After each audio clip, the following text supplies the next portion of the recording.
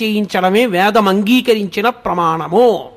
మీరు బాగా చదువుకున్నవారు కదండి, మీరు అక్షరాభ్యాసం చేయించండి అని అడగకూడదు. అసలు నన్ను ఎందరో వచ్చి అడుగుతుంటారయ్యా మీరు అక్షరాభ్యాసం చేయించండి ఒక్కసారి, మా మనవండి మా అబ్బాయి నేను చెయ్యనని చెప్తాను. నేను చెయ్యను, అలా చేయకూడదు.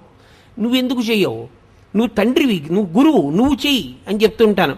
ఎక్కడో కొన్ని కారణముల చేత కొన్ని ప్రత్యేక పరిస్థితులలో అది ధర్మం అంగీకరించింది, అక్కడ నేను చెయ్యవలసిందే అన్న వాటిని మాత్రం సంవత్సరానికి ఒక్కసారి విజయదశమి నాడు పరదేవత దగ్గర కూర్చుని 2, 3 అక్షరాభ్యాసాలే చేయిస్తాను తప్పించి ఎప్పుడు ఎవరికి అక్షరాభ్యాసం చేయించను. ఎందుకంటే వేదం అలా అంగీకరించింది. తండ్రి చేయిస్తే వాడు వృద్ధిలోకి వస్తాడు. నీకు మంత్రం ఎవరు ఉపదేశం చేశారు ఉపనయనంలో? తండ్రే. ఎందుకు చేయించారు? ఇంకోళ్ళకి తెలియదా గాయత్రి మంత్రం? తండ్రి ఎందుకు చెయ్యాలి? గురుత్వం తండ్రిది. ఆయన పూజనీయుడు. ఆయన కన్న పూజనీయుడు లోకమునందు వేరొకడు లేడు. పూజ అన్న మాటకు అర్థం ఏంటో తెలుసా? ఎవరిని నువ్వు గౌరవిస్తే నీకు గౌరవం వస్తుందో దానికి పూజ అని పేరు. నేను భగవంతుడి పట్ల కృతజ్ఞుడనై పూజ చేస్తే లోకం నన్ను పూజిస్తుంది. అయా ఈయన కృతజ్ఞత ఉన్నవాడండి అని. తండ్రికి నువ్వు నమస్కారం చేస్తే లోకమంతా నీకు నమస్కారం చేస్తుంది. కృతజ్ఞత కలిగియుండుట, పూజనీయత పొందియుండుట, పూజించుట. తనంత తాను సహజ సిద్ధముగా పూజనీయుడు ఈ లోకమునందెవరు? తండ్రియే. ఆయన ఏం చదువుకున్నాడు, ఎంత చదువుకున్నాడు, ఎంత డబ్బుంది, ఏం చేశాడు అనవసరం. నీకు తండ్రి పూజనీయుడు, అంతే శాస్త్రం.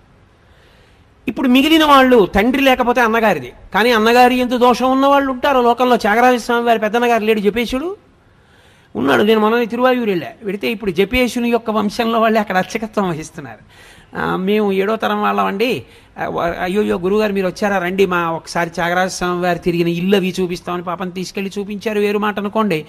కానీ అన్నగారు జపేశుడు తమ్ముడైన త్యాగరాజస్వామి వారిని ఎంతో బాధ పెట్టాడు. కానీ శాస్త్రం ఏమంటుందో తెలుసా? ఆయన తప్పు చేశాడు, ఆయన యందు దోషం. నువ్వు తమ్ముడు, అన్నగారి పట్ల నువ్వు తప్పు పట్టవద్దు. ఆయన దోషభూయిష్ఠుడై ఉన్నాడు, ఈశ్వరుడు ఆయన మీద తగిన చర్య తీసుకుంటాడు. నువ్వు నీ వైపు నుంచి నీ ధర్మాన్ని నువ్వు పాటించాలి. అన్నకు ఒక నమస్కారం చేసి వెళ్ళిపోవడమే, ఎదురుపడి తిరగబడవద్దు. అన్న చెడ్డవాడైతే ఒకనాడు మారతాడు. కానీ అసలు యథార్థమునకు మానవీయ సంబంధముల యందు అన్నదమ్ములకు ఉండవలసిన లక్షణమేమి అంటే, వాల్మీకి మహర్షి రామాయణంలో ఒక మాట చెప్పిస్తారు రాముడితో. ధర్మమర్థంచ కామంచ పృథివీంచాపి లక్ష్మణ ఇచ్చాపి భవతామర్థే ఏతత్ ప్రతిశృణోమితే అంటాడు. ధర్మము, అర్థము, కామము ఈ 3 నా తోబుట్టువులు అనుభవించిన నాడు తప్ప నేను అనుభవించనన్నాడు రాముడు. అది అందుకే చిట్ట చివర పట్టాభిషేకానికి విమానం దిగినప్పుడు క్షవరం చేయించుకోవయ్యా అంటే తమ్ముళ్ళ వంక చూశాడు. అడగకపోయినా అరణ్యవాసం చేయమని నా వెంట వచ్చి లక్ష్మణస్వామి జుత్తు చూడండి.